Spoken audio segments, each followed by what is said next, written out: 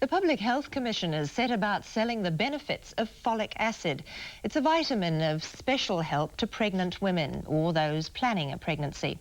Folic acid is found in foods like tomatoes and wholemeal bread. And as April Greenlaw reports, it can dramatically reduce the chance of having a baby with spina bifida.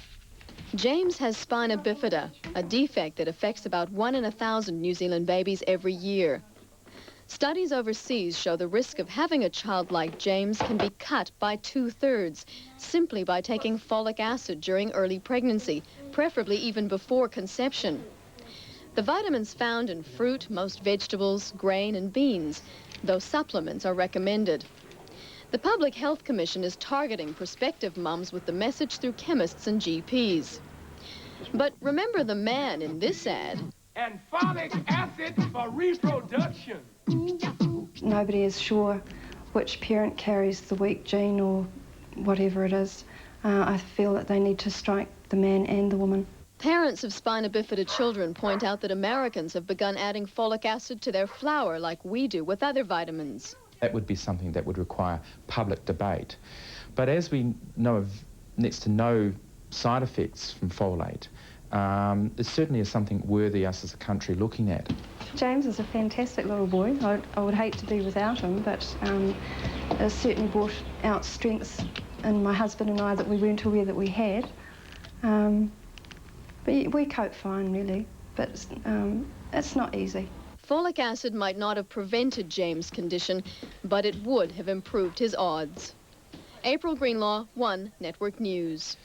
Also today, the government decided that meningitis vaccines for children should be made free from next year. And because ACC premiums for vehicles are to be cut, the cost of registering a car will fall by about $8. The Labor opposition has described these moves as blatant election bribery. Hillary Rodham Clinton made history today, appearing before congressional committees to launch the White House's healthcare reforms. It's the first time a First Lady has taken such a lead on a major presidential initiative. For several hours, Mrs. Clinton easily fielded questions on the complex plan drawn up to ensure all Americans have access to healthcare. I'm here as a mother, a wife, a daughter.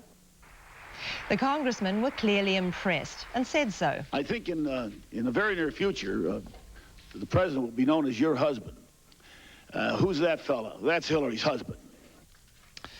At least 50 people have burnt to death in Venezuela after a natural gas pipeline exploded alongside a busy highway. Cars and buses stalled in rush hour traffic were engulfed in the fireball, which shot 60 meters into the air.